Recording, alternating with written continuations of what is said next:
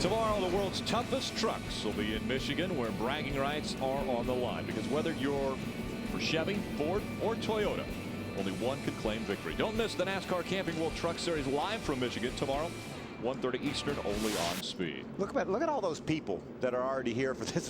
They wanted to see some ARCA racing, some trucks tomorrow in Speed. We also have a few Dodges in the field tomorrow for that Camping World Truck Series race. They're going for the bragging rights as well, absolutely. Of course. All the manufacturers. Just suburban Detroit here, essentially. The field is, well, at least a few of the lead lap cars are making their way onto pit road. Let's head down there to Wendy Venturini.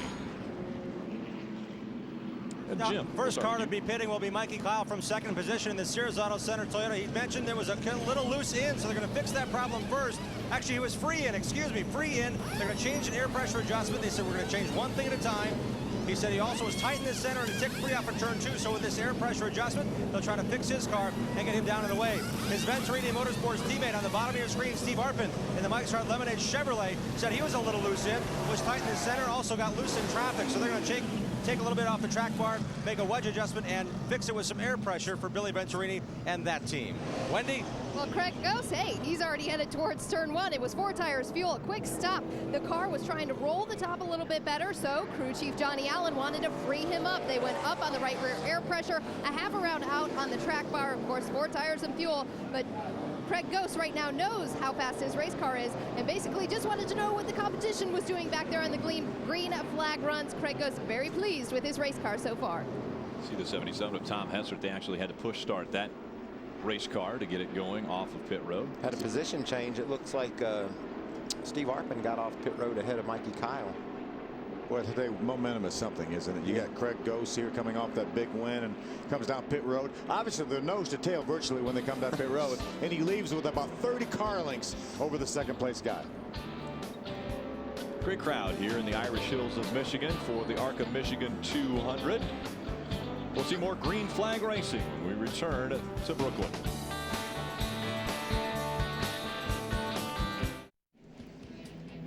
Aerial coverage provided by Goodyear, the official tire of NASCAR.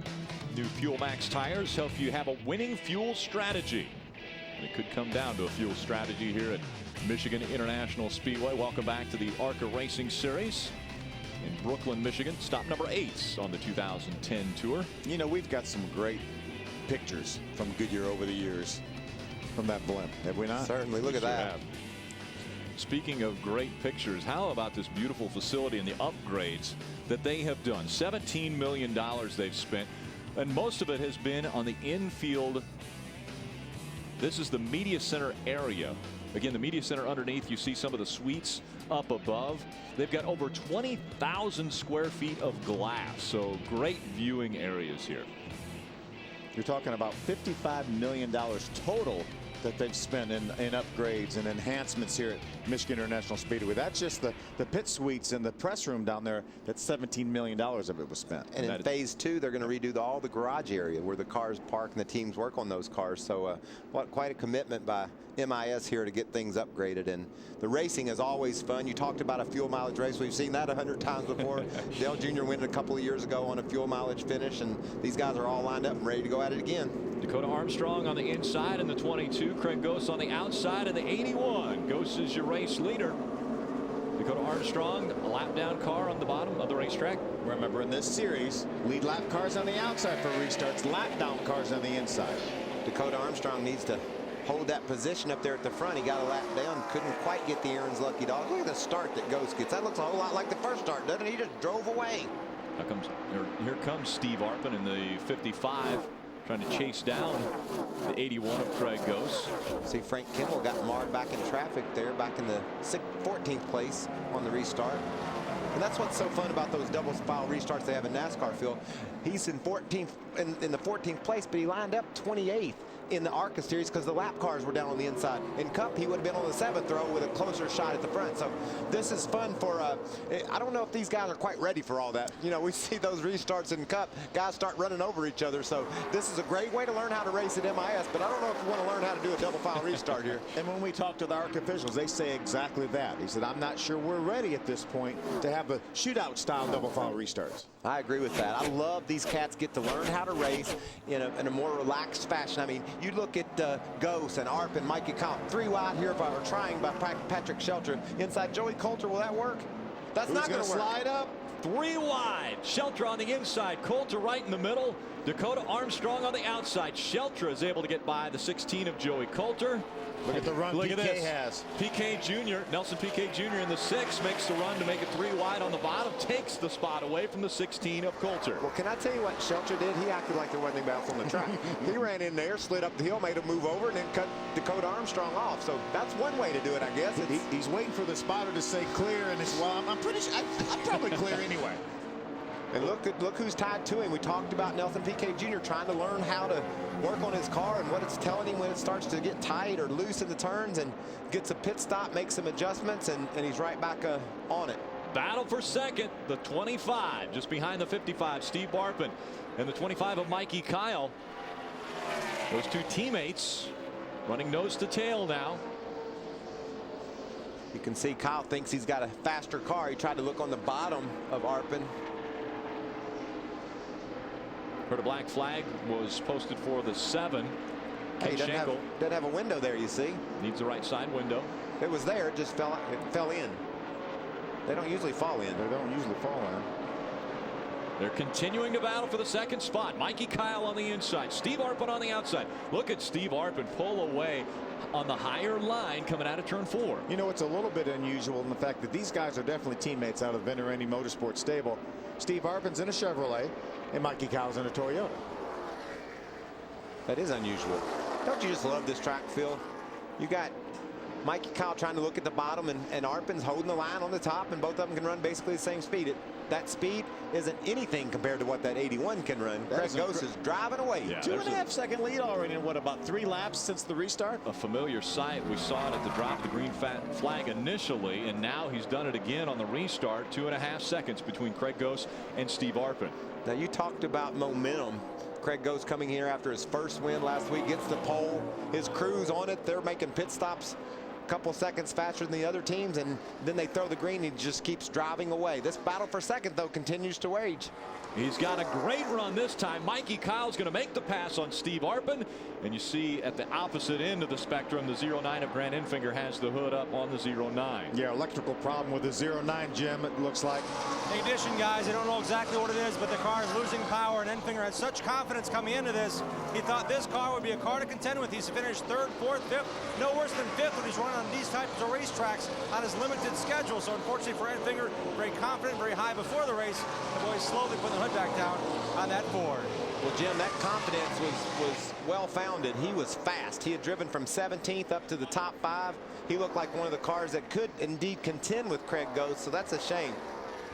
Runs a limited schedule, just tries to scrape together enough funds to get to come racing, and when he comes, Phil, he's ready. Yeah, you're right. He got up to the 5th position, started back in the 17th position, and in just about 30 laps made his way up into the top 5.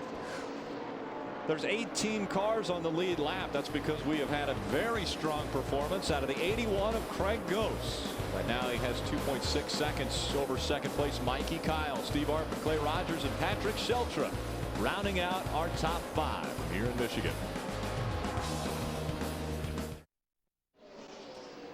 Sunday NASCAR race day races into Michigan as Darrell Waltrip makes his race day debut to break down the fallout from Pocono. Plus, we'll take an inside look at the struggles of Roush Fenway Racing.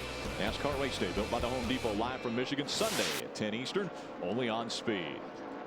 Turned out to be a gorgeous day of racing. A perfect day. Hills. Again, we had rain that came through the area just after 1 o'clock today, and they were able to dry the racetrack. They got Cup qualifying done, and now the race, and we're seeing a little bit of a slow car on the inside. Looked like Nelson Piquet Jr. thought about going down on that apron, then he hit that big bump on the front straightaway and said, I better get back up on the racetrack. And he had that option, no out of bounds here, so he could have done that. A lot of guys you see qualify will go down to straighten out that straightaway below that line.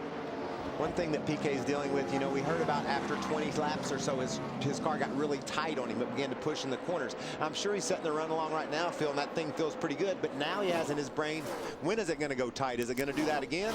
And how will I adjust for that? That's all part of learning how to race these cars. And man, I just love the way he's learned. He completes lap after lap after lap, puts himself in a position to get all the experience he can, and runs fast while doing so. Here's our runner-up point man right now, Justin Marks. I've watched him a little bit. He's been actually up even higher down in that end of the racetrack in 1 and 2. When we talk, there's Rob. Is that Rob Brent? Rob Brent with a little left front fender damage. It's starting to peel off on the inside. He's running in the 7th position. Looks like part of his fender, part of the side, the rear front fender is actually coming off. I'm sure the ARCA officials are watching our pictures right now to see if that looks like that could potentially fly off there. I think it's okay. I don't think it'll fly off. And I just love the way this cat races. We talked about him coming from 33rd to 6th at Pocono last week.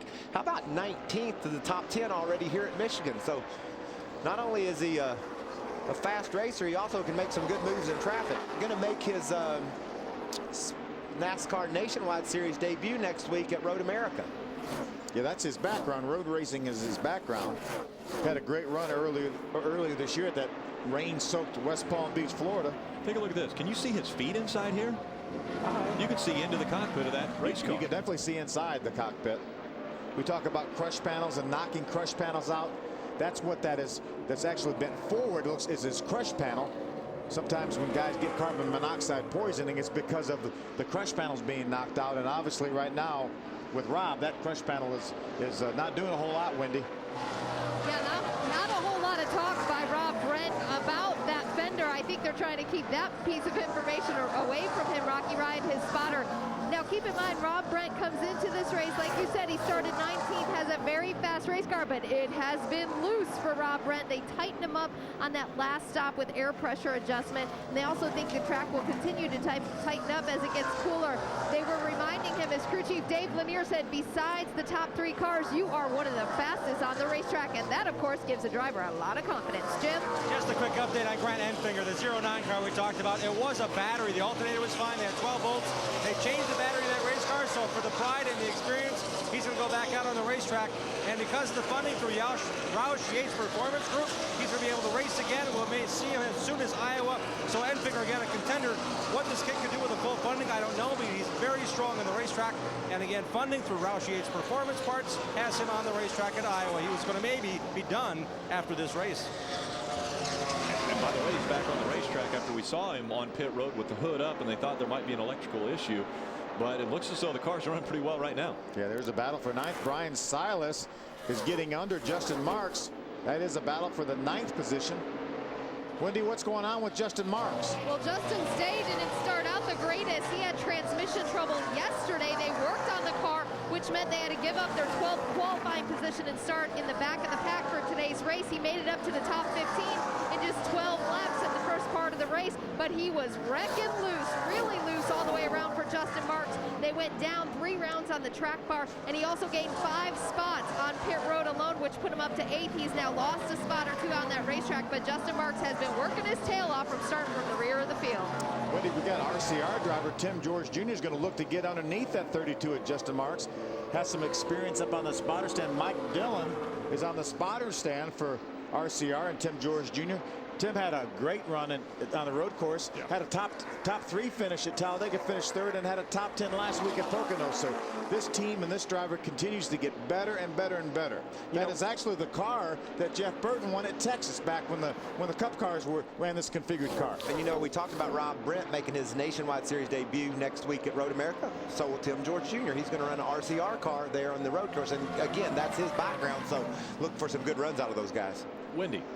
Well, Tim George Jr. also lost a lot of practice time yesterday with some ignition box problems, but Tim feels very confident about the program they have going on in the ARCA series right now. He said one of the greatest people that he's been talking to at RCR has been Clint Boyer, but it was not an easy friendship. Clint Boyer said, hey, you're a guy from New York City. He wanted Tim George to prove he knew a thing or 2 about Clint Boyer. Clint said, if you can name 3 songs on my iPod, I will give you some advice. Well, it took Tim George Jr. about 20 attempts at guessing what was on Clint Boyer's iPod. After that, they've remained friends, and Clint Boyer has followed Tim George's career in the ARCA series and continued to give him some advice. I would have given him 3 country songs, and I think I could have got Clint Boyer's iPod nailed. How about Eddie Sharp racing here? This is Craig Ghost. He got that big win last week at Pocono. This is what Eddie Sharp has done over the last 3 or 4 years. Brought Michael McDowell in. Extremely successful. Fought for the championship right down to the very end with 4 wins. Scott Speed the same thing. Went to the last race at Toledo with a chance at the championship. They had 4 wins. And Justin Lofton with a terrific season last year. 6 wins in the championship for Eddie Sharp. And there's Eddie right there. Watching very, very intently on what is taking place on the racetrack. Greg Ghost out front, Mikey Kyle, Clay Rogers, Steve Arpin, and Nelson Piquet Jr. your top 5.